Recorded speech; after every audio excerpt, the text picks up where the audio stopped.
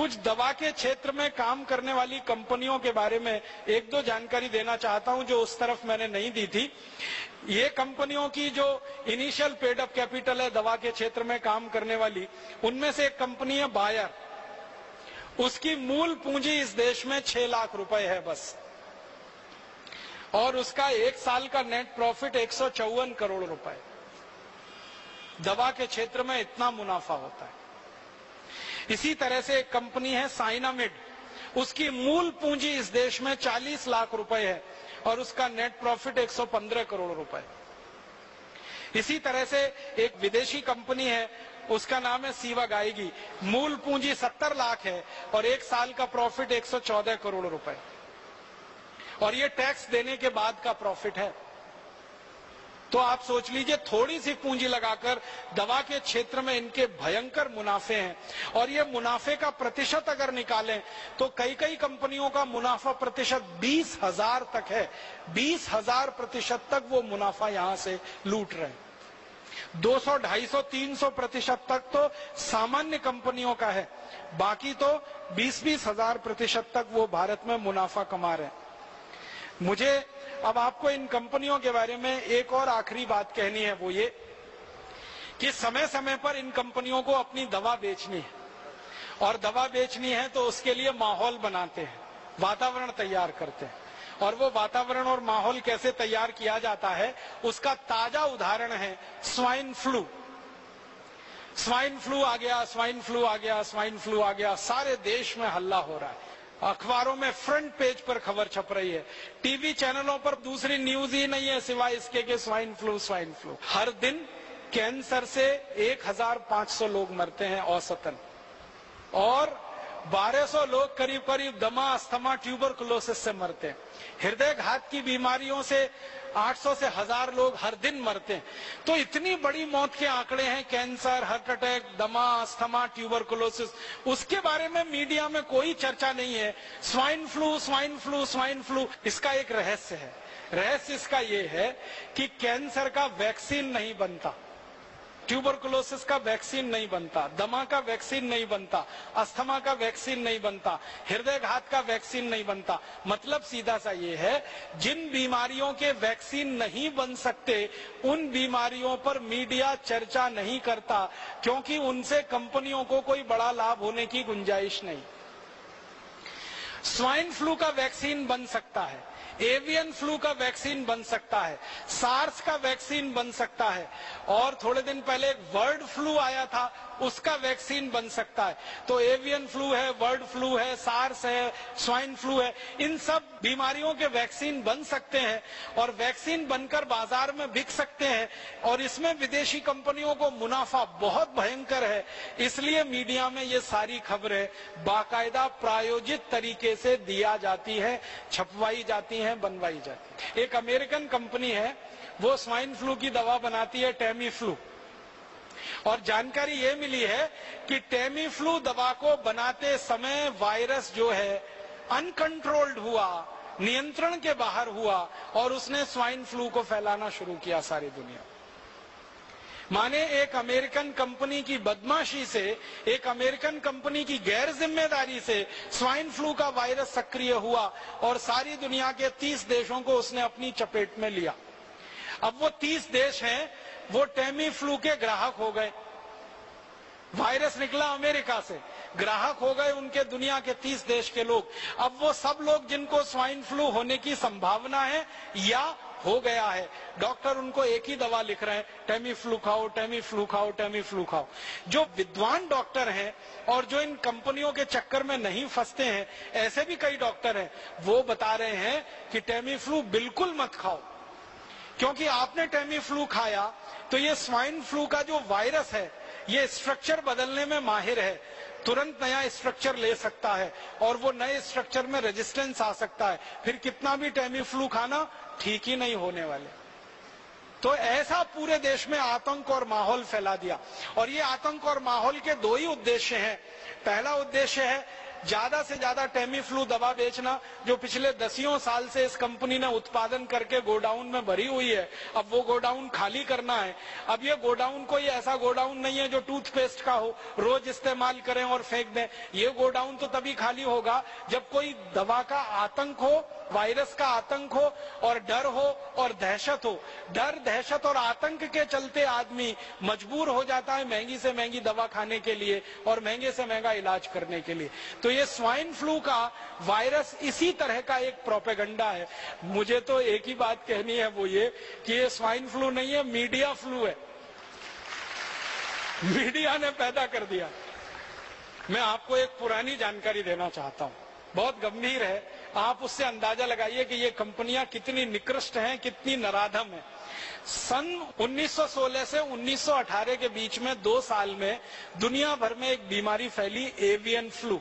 वो ऐसा ही था जैसे स्वाइन फ्लू है, और उस बीमारी के फैलने से सारी दुनिया में कुछ लोग प्रभावित हुए। जो लोग प्रभावित हुए उनकी संख्या बताई जाती है 4.5 करोड़। 4.5 करोड़ लोग उसमें प्रभावित हो गए। और 4.5 करोड़ लोग जो प्रभावित हुए, फिर मैंने ये जानने की कोशिश की कि मरे कितने उसमें से, तो मात्र 6,000 लोग मरे थे।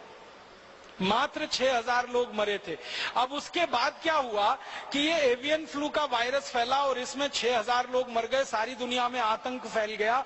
उस आतंक के चक्कर में एक अमेरिकन कंपनी ने वैक्सीन बना दिया एवियन फ्लू का, और वो वैक्सीन धड़ल्ले से सारी दुनिया में बेचा उन्होंने। और आपको सुनकर दुख होगा, उस वैक्सीन को लगवाने के बाद 60 लाख लोग मर गए दुनिया में, और पता नहीं कितने अपंग हो गए, कितने विकलांग हो गए। बीमारी आने से 6,000 लोग मरे। बीमारी का वैक्सीन बना और उस वैक्सीन को सारी दुनिया में भेजा गया, फैलाया। सबसे ज्यादा अफ्रीका के देशों में, सबसे ज्यादा लैटिन अमेरिका के देशों में, ब्राजील में, मैक्सिको में, चिली में, कोस्टारिका में, कोलंबिया में, फिर अफ्रीका में, नाइजीरिया में, सोमालिया में, इथियोपिया में, दक्षिणी अफ्रीका में, रोडेशिया में। तो अफ्रीका, लैटिन अमेरिका और भारत में भी हुआ था। उसका वैक्सीन का अंधाधुंध प्रचार हुआ, अंधाधुंध बिक्री हुई। 60 लाख लोग वैक्सीन लगने के बाद मर गए। उसका क्या? एवियन फ्लू में तो 6,000 लोग मरे, वैक्सीन लगने के बाद इतने। माने वैक्सीन कितने खतरनाक हो सकते हैं उसका ये अंदाजा आप लगाइए। अब एवियन फ्लू का वैक्सीन आया और इतने लाख लोग मर गए। अब स्वाइन फ्लू का वैक्सीन आने वाला है, और वो वैक्सीन हिंदुस्तानी और दुनिया भर के लोगों को धड़ाधड़ लगाया जाएगा। क्यों? क्योंकि स्वाइन फ्लू का वायरस जो फैला है, वायरस से ज्यादा डर फैला है, आतंक फैला है, दहशत फैली है। तो हर आदमी तैयार बैठा है वो वैक्सीन लगवाने के लिए, और एक व्यक्ति को वैक्सीन लगाने का खर्चा वो बोलते हैं 3,000 रुपए आएगा। अब हिंदुस्तान में ही अगर आप सोच लो कि अगर 10 करोड़ लोग भी प्रभावित होकर वैक्सीन लगवा लें और 3,000 रुपए का एक वैक्सीन आए, तो 30,000 करोड़ की बिक्री तो उनकी हिंदुस्तान में हो गई। अफ्रीका में, लैटिन अमेरिका के देशों में अगर हो जाए, हजारों करोड़ का माल बेचेगी एक कंपनी, और इस कंपनी के पास पेटेंट है 20 साल तक। तो कोई दूसरी कंपनी उस वैक्सीन को बना के नहीं बेच सकती 20 साल तक। और इसी कंपनी के पास दवा का भी पेटेंट है 20 साल का। तो टेमीफ्लू दवा को कोई दूसरी कंपनी नहीं बनाकर बेच सकती 20 साल तक। तो 20 साल तक एक ही अमेरिकन कंपनी की मोनोपोली रहेगी, और उस मोनोपोली पर हजारों करोड़ रुपए वो लूटेंगे लोगों के दिलो दिमाग में। इसलिए स्वाइन फ्लू का दहशत, आतंक और डर बिठाया जा रहा है। और मैं इसी संदर्भ में और एक छोटी सी बात करूंगा। आपको याद है थोड़े दिन पहले इस देश में एक आतंक फैलाया गया, hepatitis B, hepatitis B, hepatitis B, hepatitis B. और आतंक और डर इतना फैला कि हिंदुस्तान के लाखों करोड़ों लोगों ने उसका वैक्सीन लिया। आप में से भी किसी ने लिया होगा, बहुत लोगों ने लिया। बैंक में काम करने वाले, बीमा कंपनी में काम करने वाले, रेलवे में काम करने वाले, अन्य पब्लिक सेक्टर में काम करने वाले लोगों को मास वैक्सीनेशन कैंप किए गए।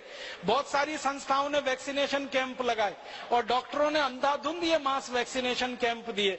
आपको सुनकर हैरानी होगी कि जिस हेपेटाइटिस बी के लिए लाखों करोड़ों लोगों को वैक्सीन लगा दिए गए, वो हेपेटाइटिस बी भारत में बहुत कम होता है। हिंदुस्तान के गंभीर वैज्ञानिकों का कहना है कि 10 लाख लोगों में से किसी 1 या 2 को हेपेटाइटिस बी होता है। और वो ये कहते हैं कि हेपेटाइटिस बी होने की संभावना जिन लोगों को होती है वो लोग भारत में है ही नहीं। वो लोग या तो अमेरिका में, यूरोप में है, या तो अफ्रीका में। भारत में उस ग्रुप के लोग हैं ही नहीं जिन का काम चलता है। हमारे पुणे में अभी थोड़े दिन पहले मास वैक्सीनेशन का कैंपेन चला, हेपेटाइटिस बी, याद है? हर गली मोहल्ले चौराहे में हेपेटाइटिस बी का वैक्सीन लगता था। Rotary club, lions club, rotaract club, lioness club, Jain संगठन, फलाना संगठन, ढिमाका संगठन, जितनी सहकारी संस्थाएं, सामाजिक संस्थाएं, सबका एक ही काम था, वैक्सीनेशन करो, वैक्सीनेशन करो। क्या हो रहा है? हेपेटाइटिस बी आने वाला है, हेपेटाइटिस बी आने वाला है, हेपेटाइटिस बी आने वाला है। सबसे जास्ती वैक्सीन बिका पुणे में। हम लोगों ने इस हेपेटाइटिस बी के मामले पर एक मुकदमा किया था बंबई हाई कोर्ट में, और जब मुकदमा किया तो अदालत ने आदेश दिया कि इसकी जांच करो, माइक्रो लेवल पे, सूक्ष्म स्तर पे जांच करो। जब जांच हुई तो पता चला कि हेपेटाइटिस बी नाम की बीमारी भारत में होती ही नहीं। बीमारी होती है हेपेटाइटिस ए। हेपेटाइटिस ए माने पीलिया, काविड़ कहते हैं मराठी में आप। तो ये सामान्य काविड़ जो होता है वो हेपेटाइटिस ए है। ये होता है, सामान्य रूप से होता है, बारिश के दिनों में तो जरूर होता है, क्योंकि पानी में गंदगी आने के कारण ये होता है। तो हेपेटाइटिस ए तो होता है, हेपेटाइटिस बी नहीं होता। और वैक्सीन हेपेटाइटिस बी का दिलवा दिया आपको। आप में से कितने लोगों ने लगवाया? देखो, यही हाथ खड़े कर रहे हैं सबके सब। और ऐसे ऐसे हजारों लाखों लोगों ने पुणे में वैक्सीन लगवा लिया। 2 कंपनियों ने खूब बिजनेस कर लिया, खूब धंधा कर लिया। फिर मुंबई में कर दिया उन्होंने, फिर कोलकाता, फिर दिल्ली, फिर जगह जगह करके हजारों कोटि रुपए लूट लिया। बाद में अदालत का फैसला आया कि जब बीमारी नहीं है तो वैक्सीन क्यों लगाएं। तो अदालत ने आदेश दिया कि अगर कोई मास वैक्सीनेशन कैंप करेगा हेपेटाइटिस बी का तो उसको जेल में डाल देंगे। उस दिन के बाद से सब सामाजिक संस्थाओं ने बंद कर दिया, और उसी दिन से दोनों कंपनियों ने अपना धंधा भी बंद कर दिया। अब वो कंपनी वालों को मैं मिलता हूं, कहता हूं कि भाई अब क्यों नहीं बेचते तुम हेपेटाइटिस बी का वैक्सीन? तो उन्होंने कहा कि अब हमें बेचने की गरज नहीं है, क्योंकि जितना बनाया था सब बेच लिया हमने। अब तो कोई नया वैक्सीन बनाएंगे, उसको बेचेंगे। अभी तो हमको हेपेटाइटिस बी बेचने की जरूरत नहीं है। तो हेपेटाइटिस बी का जैसे पूरे देश में डर पैदा करके, आतंक पैदा करके सारे देश के लोगों को जबरदस्ती ये वैक्सीनेशन करा दिया गया, उसी तरह की तैयारी चल रही है। स्वाइन फ्लू का डर, आतंक पैदा करके सारे देश के लोगों को जबरदस्ती ये वैक्सीन बिकवाना।